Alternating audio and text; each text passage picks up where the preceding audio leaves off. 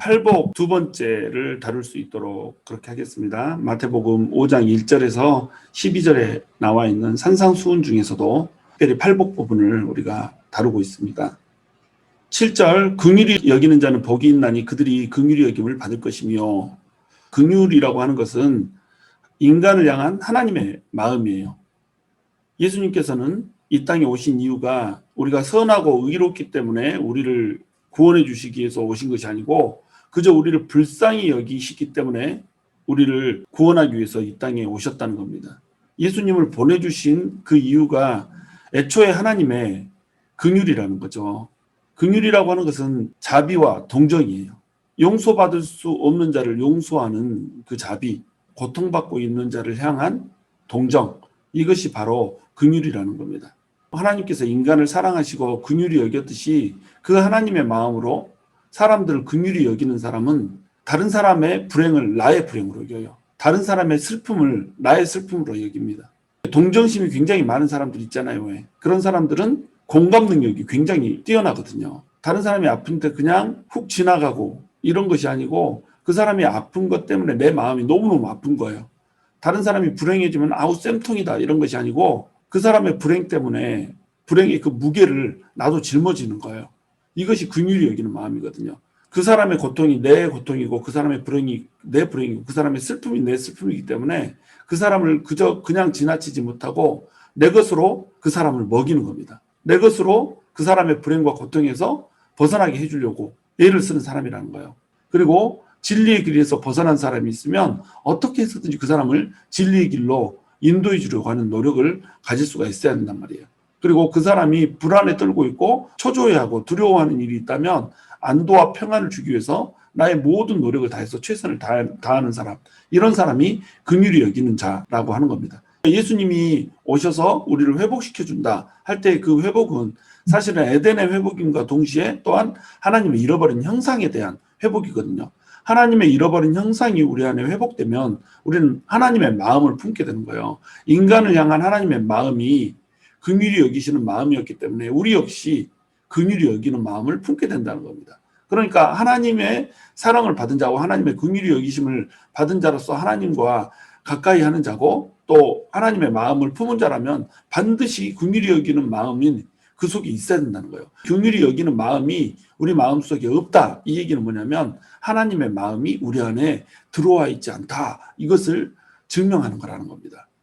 그러므로 우리는 하나님의 마음이 우리 안에 들어와서 사람들 한 사람 한 사람을 볼 때 이 사람들을 불쌍히 여기고 긍휼히 여기는 마음을 가질 수 있어야 된단 말이에요. 다른 사람의 고통과 슬픔과 아픔에 공감할 수 있는 능력이 없다. 그런 것이 내 마음속에는 전혀 존재하지 않는다. 자비의 마음이 없다. 이러면 여러분 이거 심각하게 생각해야 되는 거예요. 과연 나는 예수 그리스도의 마음을 품은 자인가? 과연 나는 하나님의 마음을 품은 자인가? 이것을 우리가 심각하게 고민을 해야 된다는 겁니다. 긍휼히 여기는 자에게 베풀어지는 상은 긍휼히 여김을 받는 겁니다. 하나님께서 우리에게 먼저 긍휼히 여기심을 주셨잖아요. 우리를 불쌍히 여기셔서 우리를 먼저 대접을 해주셨단 말이죠.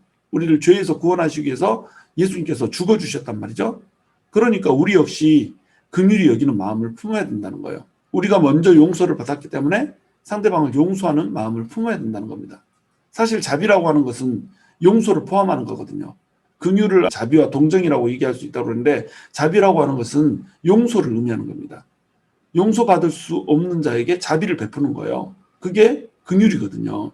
우리가 용서받을 수 없는 자였거든요. 하나님을 지으심을 받았음에도 불구하고 하나님을 떠나서 지 멋대로 살아가고 패역한 존재로 살아가는 것이 우리였잖아요.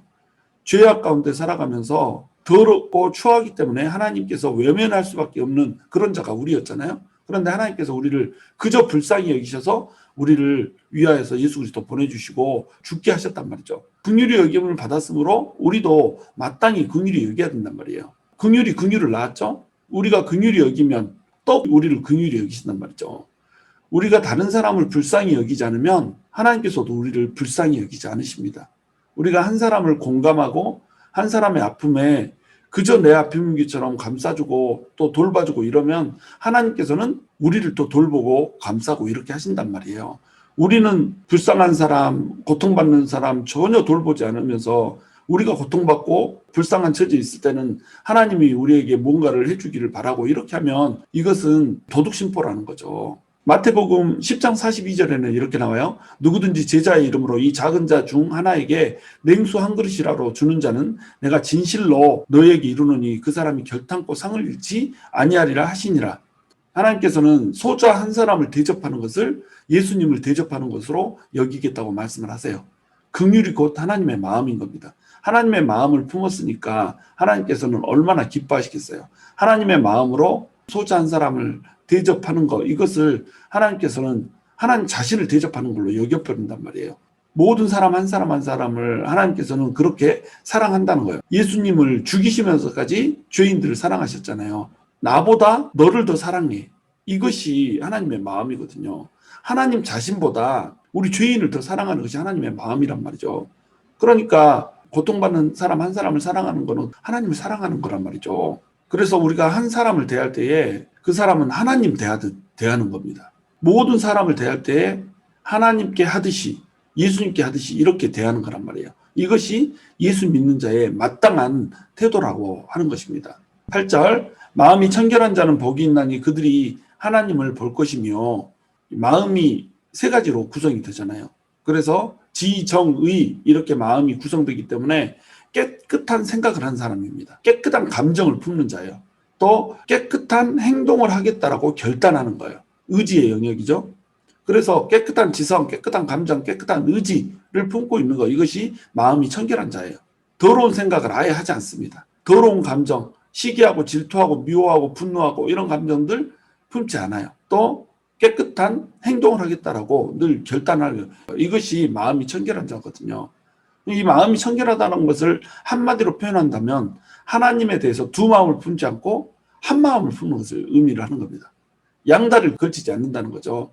야고보서 4장 8절에서는 이렇게 얘기해요. 하나님을 가까이 하라. 그리하면 너희를 가까이 하시리라. 죄인들아 손을 깨끗이 하라. 두 마음을 품은 자들아 마음을 성결하게 하라. 이렇게 얘기합니다. 하나님을 가까이 하면 하나님께서 가까이 하시겠다라고 얘기하세요. 당연하죠.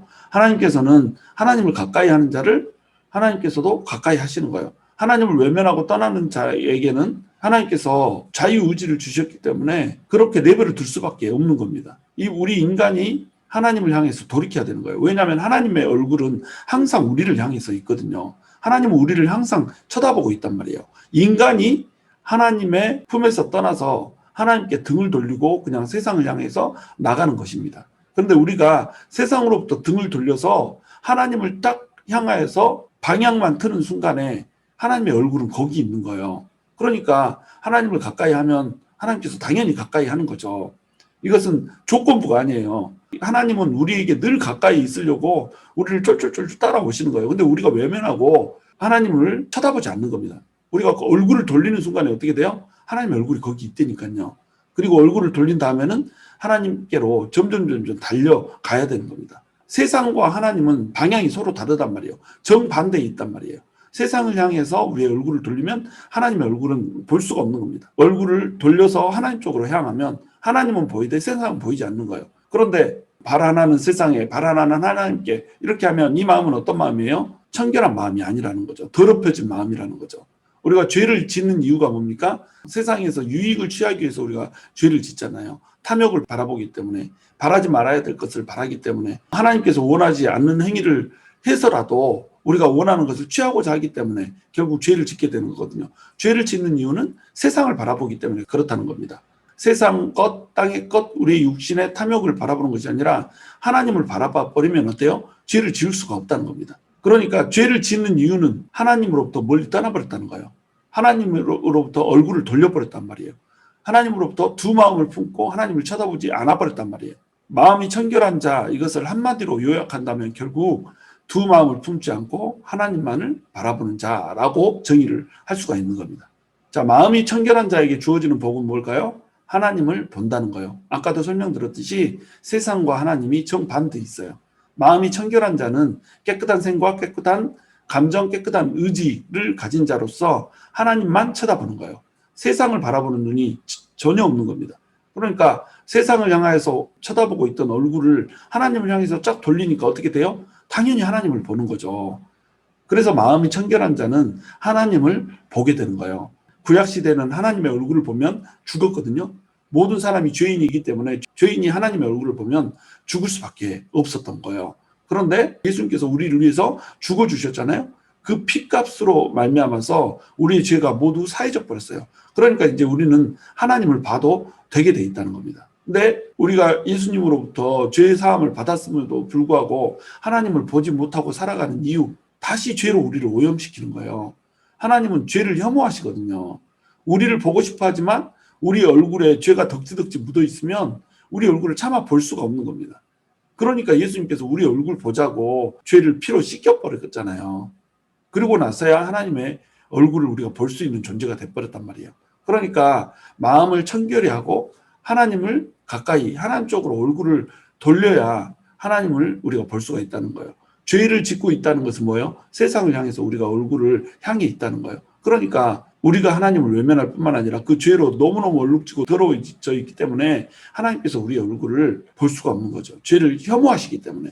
그래서 죄를 씻고 마음을 청결히 한 채 나아가야 하나님을 가까이 할 수 있다는 겁니다. 너희가 하나님을 가까이 하라. 이 말은 결국은 세상을 쳐다보지 말고 하나님을 쳐다보라는 거예요. 하나님을 쳐다본다는 것은 마음이 청결하다는 것을 의미하죠. 왜? 세상을 안 보는 순간에 마음이 청결해져 버린다니까요. 마음이 더럽다는 것은 두 마음을 품어서 세상도 보고 하나님도 보고 이렇다는 거거든요. 마음이 두 마음인 사람은 마치 요동하는 배와 같아요. 파도가 칠 때마다 이렇게 흔들리고 저렇게 흔들리는 배와 같단 말이죠. 그런데 한 마음을 품은 사람, 하나님을 쳐다보는 사람은 흔들림이 없어요. 하나님 얼굴을 보고 있기 때문에. 우리의 인생의 선장 되시고 대장 되신 하나님의 얼굴을 쳐다보고 있기 때문에 그 인생이 흔들림이 없다는 겁니다. 하나님의 얼굴을 본다. 이 말은 뭐냐면 하나님과의 친밀을 의미하는 거예요. 하나님을 본다는 거, 이 말은 뭐냐면 하나님을 친밀히 사귀며 하나님을 친구처럼 대면하여서 우리가 느낀다는 거예요. 그것이 하나님을 본다는 것의 의미거든요. 9절, 화평하게 하는 자는 복이 있나니 그들이 하나님의 아들이라 일컬음을 받을 것이며, 화평하게 하는 자, 이걸 영어 단어로 표현한다면 피스메이커거든요. 평화를 만드는 사람이라는 겁니다. 이 평화를 만드는 사람은 먼저 내 마음에 평화가 있는 사람이에요. 내 마음에 평화가 없는데 어떻게 다른 사람들 사이를 평화롭게 할 수가 있겠어요? 평화를 만든다. 이것은 담을 허무는 거거든요.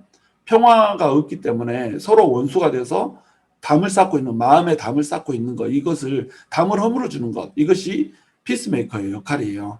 하나님과 사람 사이에 있는 담을 허물어주고 사람들과 사람들 사이에 있는 담을 허물어주고, 이것이 바로 피스메이커의 역할이라는 겁니다. 모든 불일치와 모든 부조화를 극복하게 해주는 것, 이것이 바로 피스메이커의 역할이라는 거예요. 여러분, 그런데 우리 인류상 가장 강력한 피스메이커가 누구죠? 바로 예수님이죠.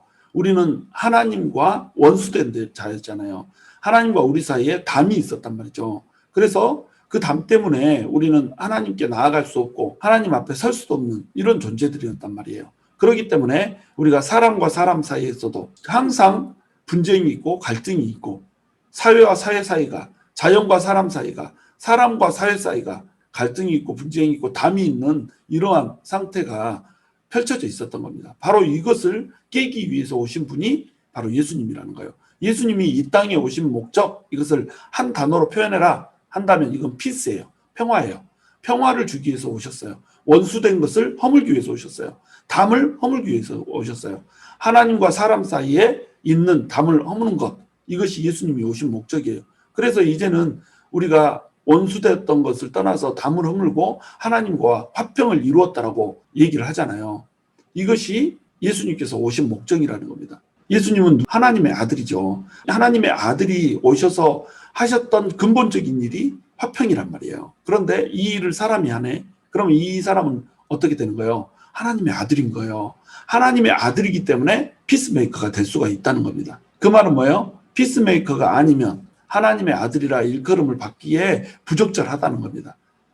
예수님께서는 분쟁뿐이고 갈등뿐인 우리를 찾아오셔서 화평을 주셨어요. 하나님과 우리 사이에 담을 허물고 우리를 하나님의 자녀로 만들어 주셨어요. 그런데 하나님의 자녀인 우리가 세상 가운데 무슨 일을 해야 돼요? 예수님께서 하셨던 그 동일한 일을 우리도 해야 된다는 거예요.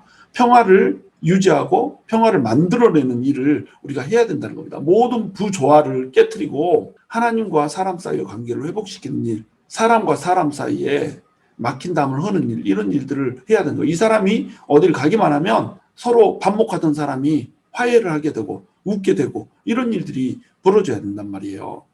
이 말은 역으로 좀 설명할 때 더 다가오거든요. 하나님의 아들이라 일컬음을 받는다면 화평하게 하는 자가 돼야 된다. 지금 이 얘기를 하는 거예요. 하나님의 자녀라고 하면서 맨날 분란만 일으키는 사람이 있거든요.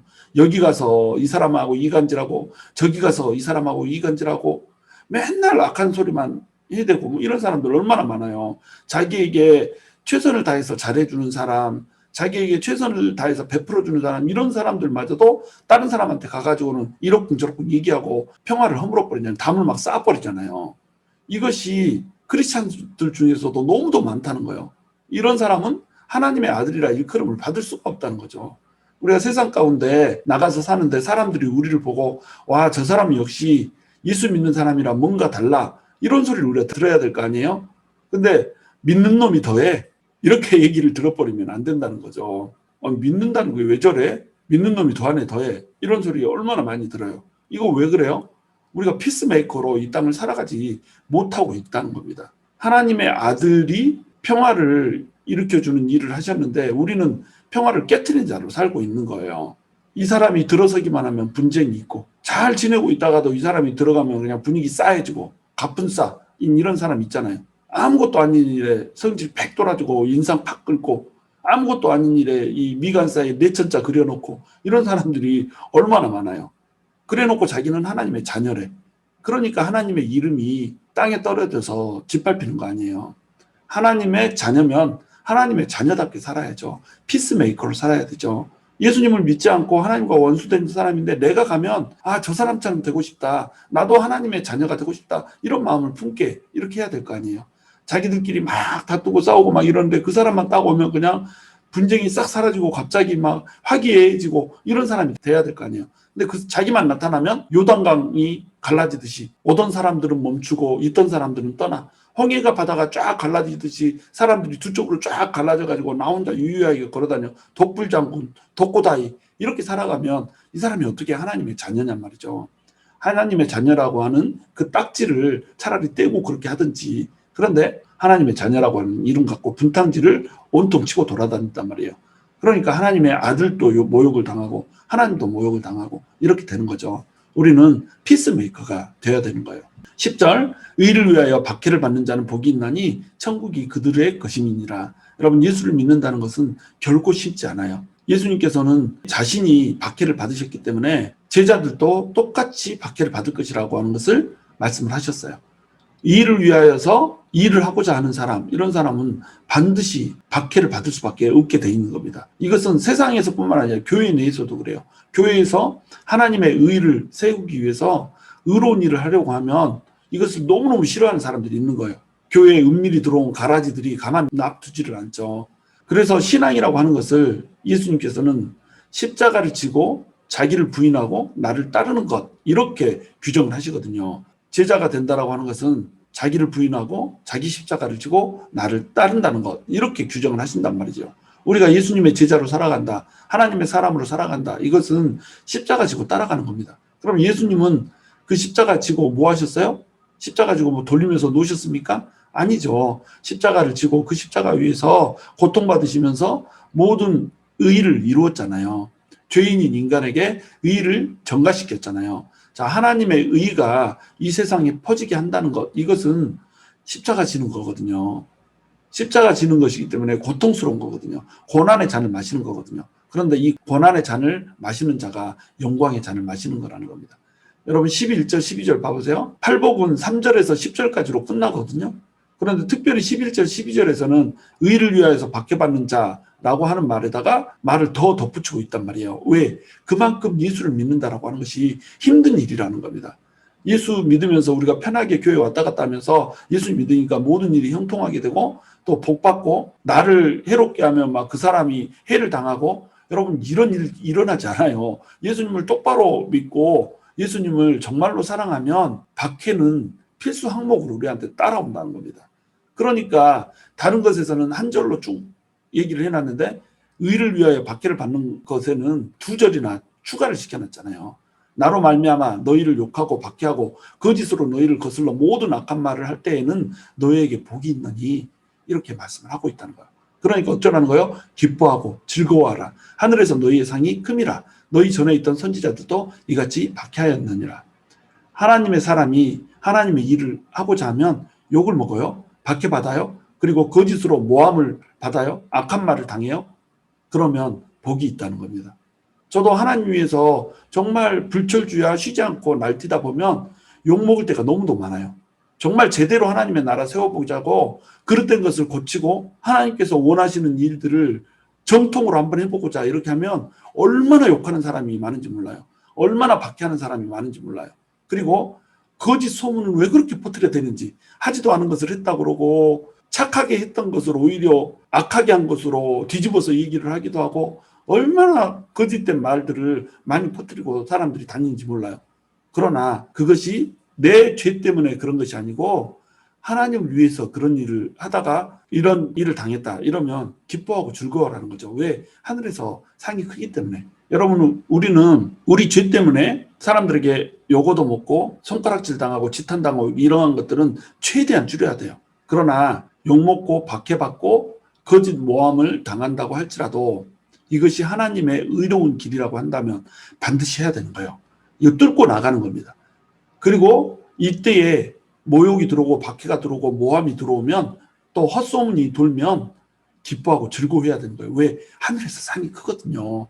이 하늘에서 상은요, 우리가 모함 받은 만큼 박해 받은 만큼 오는 게 아니에요. 하늘의 상은 몇 갑절로 오는 겁니다. 고난을 받은 것보다 영광의 잔이 훨씬 크다는 거예요. 그렇기 때문에 하나님께서는 의를 위하여 박해를 받을 때 기뻐하고 즐거워하라고 얘기한 거예요. 의를 위하여 박해를 받는 자는 복이 있나니 천국이 그들의 것입니다. 이렇게 얘기하죠.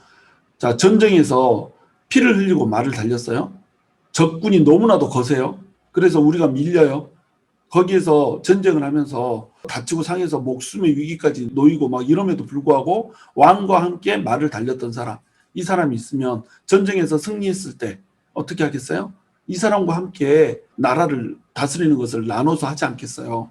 공격하는 적들의 기세가 강하기 때문에 도망가고 회피했던 사람, 이런 사람들은 어떻게 되겠어요? 영광의 잔도 같이 마실 수 없죠. 도망가 버렸는데, 회피해 버렸는데, 고난을 같이 안 나눴는데, 말을 함께 달린 적이 없는데 어떻게 승리의 찬가를 같이 부를 수가 있어요? 승리의 잔은 함께 말을 달렸을 때 나눌 수가 있는 겁니다. 그러니까 우리는 주님과 함께 말 달리는 자가 돼야 돼요. 주님과 함께 나란히 서서 칼 들고 악한 원수 마귀의 세력들과 대적하면서 함께 휘두르는 이런 사람이 돼야죠. 그래야지 주님과 함께 하나님의 나라에서 승리의 잔을 누릴 수가 있는 거죠. 여러분, 팔복이라고 하는 것 정리합니다. 팔복은 천국으로 시작해서 천국으로 끝나요. 심령이 가난한 자는 복이 있나니 천국이 저의 것이며 이렇게 얘기하죠. 그리고 나서 10절에서는 제일 마지막에 의를 위하여 박해를 받은 자는 복이 있나니 천국이 그들의 것임이라 이렇게 얘기해서 닫는단 말이죠. 그러므로 팔복의 복은 어떤 복이에요? 천국의 복입니다. 천국을 누리는 복인 거예요. 여러분, 우리가 예수님을 맞아들이잖아요. 그럼 예수님을 맞아들인 사람은 반드시 이 팔복을 우리 심령 가운데 이루어야 되는 거예요. 우리의 삶 가운데 이 팔복이 임해야 되는 거예요. 이 팔복을 이루어야지 우리가 천국 백성으로서 합당한 자라는 거예요. 천국이 그들의 것이며 이렇게 해서 천국으로 시작해서 천국으로 끝나고 그 중간에 이 필링을 해놓잖아요. 그 중간의 것들은 다 뭐라고 그랬어요? 전부 천국의 구체적인 그냥 설명일 뿐이라는 거예요. 우리가 하나님으로부터 죄 용서함을 받고 천국을 누리는 자라고 한다면 천국 백성답게 팔복의 복을 누리면서 살라는 겁니다. 예수 믿는다는 거 쉬운 거 아닙니다. 예수 믿는 거 대충 교회 다니고 왔다 갔다 한다는 거 아니에요. 예수를 믿는다는 것은 우리의 모든 마음과 우리의 모든 삶을 드리는 거예요. 우리의 심령이 가난하여서 예수님 말고는 절대 소망이 없다는 거 깨닫고 우리의 날마다 짓는 죄성과 죄로 인하여서 고통스러워하며 슬퍼하며 애통해하며 마음이 온유하여서 나의 모든 것을 절제하고 통제하며 의를 위하여서 줄이고 목마르고 긍휼히 여기는 마음을 가지고 다른 사람을 불쌍히 여기고 다른 사람의 고통에 같이 동참하면서 고통스러워해주고 또 화평하는 자가 되어서 하나님과 죄인 사이에 담을 허물어주고 사람과 사람 사이의 분쟁도 해결해주고 의를 위하여서 받기까지 받는 이런 자리에 서야 비로소 우리가 천국 백성으로서의 합당한 삶을 살아가고 있는 자라는 겁니다. 여러분, 우리는 천국 백성으로서 합당한 삶을 살아가고 있습니까? 우리는 이 팔복 중에 어떤 복을 미싱하고 있습니까? 어떤 복이 우리 가운데 부족하게 이루어지고 있습니까? 저와 여러분이 예수님께서 그토록 무리들 앞에서 정말 사랑을 가지고 애정을 가지고 선포해 주셨던 이 8가지 복이 우리 삶 가운데 펼쳐질 수 있게 되기를 주님의 이름으로 축원합니다.